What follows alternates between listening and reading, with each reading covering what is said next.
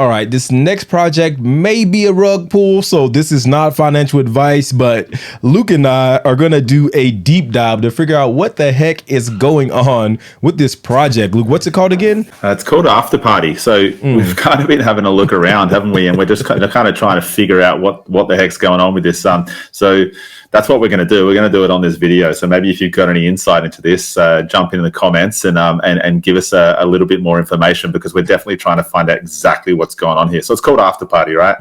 And Afterparty looks like they are sort of building a community around music-based NFTs, which is really cool. Obviously, we love music NFTs, and we think they're really, really going to change the industry.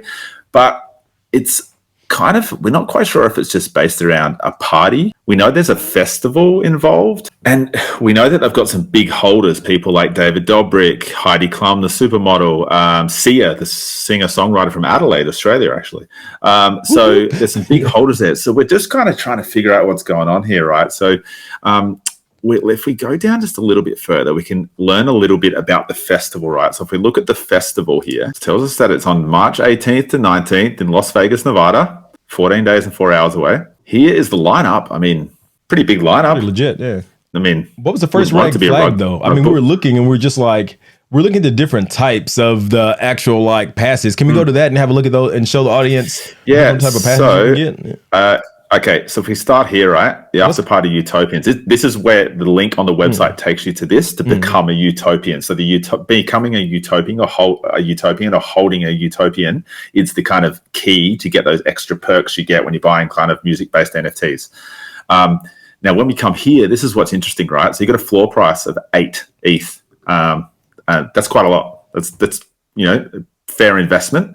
When we click over here to activity, there's crickets.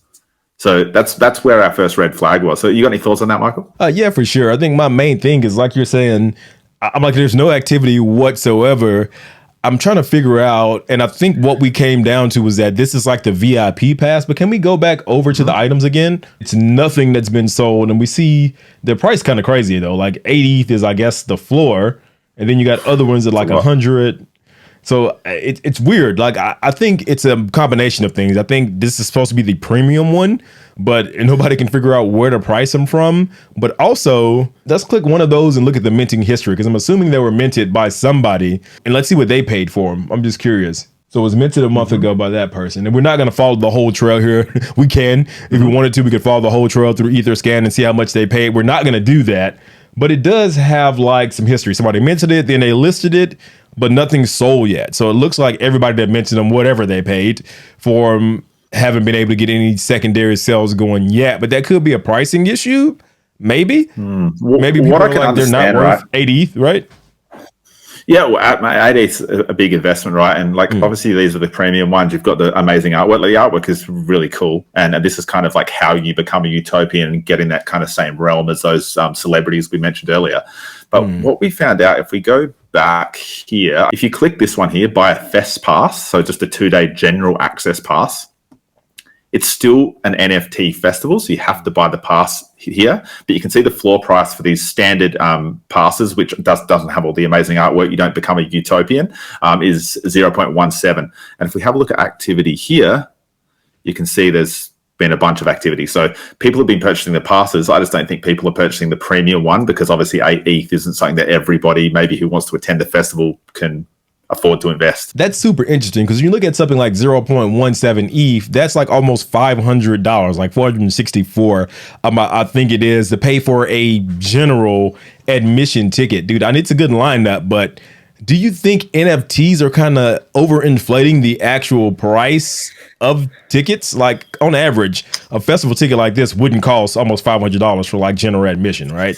Yeah. Look, it's a great lineup, but I just don't think that that's a reasonable amount to charge for like $400 or $500 for that kind of even for a 2-day pass. I mean, you might expect to sort of pay $150, $200 for that kind of thing. That's what people are used to paying. But I think sometimes people are kind of used to NFTs being a certain price. They're just like, well, it's an NFT festival, so we can charge $400 or $500. People buy it because you get that little NFT. But once the festival's done, is the NFT going to be worth anything? So the Utopian ones, But I mean, it's interesting, right? Because remember, I talk about it all the time where the real value in NFTs is in the technology. And when people learn how to like actually use it for in real life events and even virtual events, like you can easily go through and be like, okay, who's holding one of those passes in their wallet from Afterparty? Let's actually airdrop them something, or let's schedule a certain event that only those who can come through, or put something on the website that only they can access. But with that being said, nobody's doing that yet. That's probably like 3 to 5 years away